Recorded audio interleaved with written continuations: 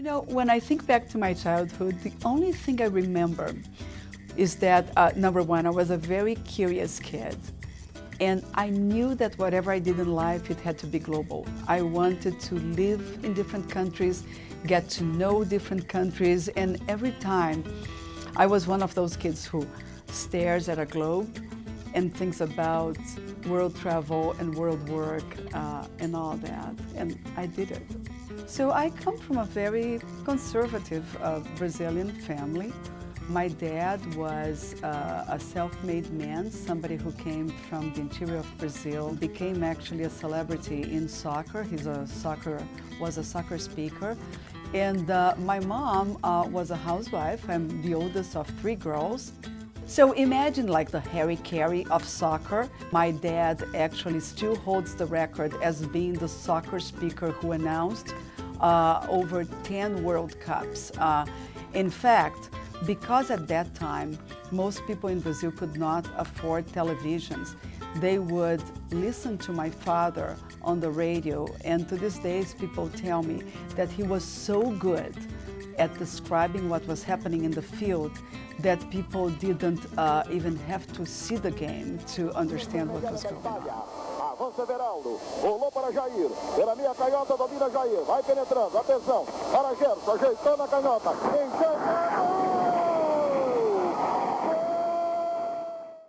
My very first job was with IBM. I was first a sales rep and then became an account manager and a product manager with them.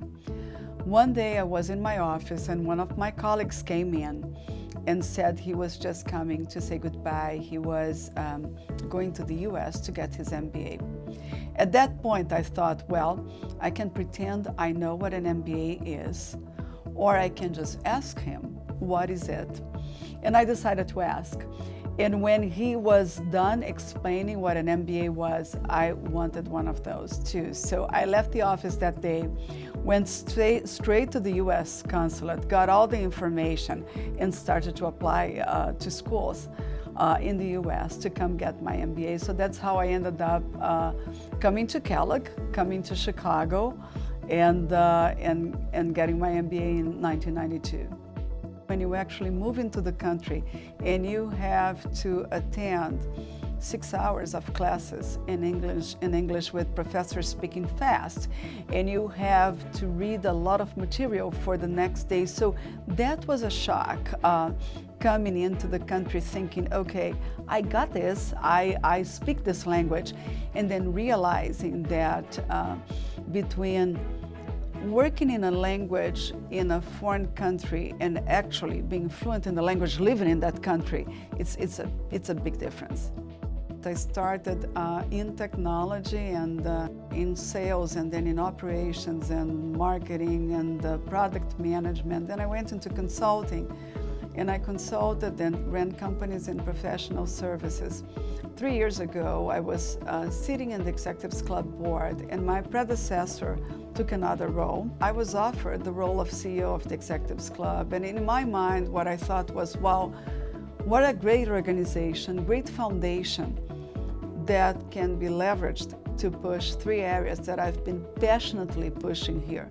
The first one is diversity and inclusion. The second one is innovation and entrepreneurship. And the third one is leadership development. So I felt very blessed, very fortunate to be able to come to the realm of this organization where we can, from a civic perspective and from a non-for-profit perspective, push those causes. So a few years ago, a couple of publishers came to me after seeing me speaking or giving workshops and said, you know, why don't you write a book about leadership? And I said, no, not interested, just type leadership on Amazon or anywhere else, and thousands of titles will come up. I would like to write a book that is, number one, research and science-based, so it's serious, but I can depict the most toxic characters people are going to find in the workplace. If I could go back in time and think about all the horrible things, the harassment that we are hearing about now, is that happening in the workplace? Of course it was, right? I think the beauty of what's happening now is that we're talking about it, we're making it clear what is acceptable and what's not acceptable, and hopefully that's going to help to change the culture and to change the way people treat people. When I was in my mid-40s, I was literally at the verge of a nervous and physical breakdown. I was working extremely long hours, not eating well, not sleeping well, under a ton of pressure. And then one day it dawned on me that what I was doing was not sustainable. So one day, one of my friends said, "Why don't we go for a run?" And I had been raised under the belief that there was not a single ounce of athletic DNA in my family. We were all great students, class valedictorians and all that, but don't even try any sports because that's not going to work. So I remember when my friend asked me to go for a run, I said, "Oh no, I cannot run." And she asked me, "Can you walk?" I said, "Yes." "So you can run." It's walking, it's just faster, right? And I decided to try. I couldn't finish the first mile. And then I decided to go back the next day, and in 6 months I ran my first half marathon.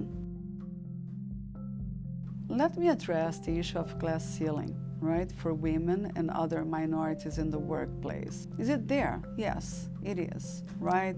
Is it as impenetrable as it was 2 decades ago? Absolutely not. I think we, women, Latinos, African Americans, LGBTQ segments, we are breaking the glass ceiling on a day-to-day basis, and we will continue to do so. A lot of progress made, a lot of progress to be made.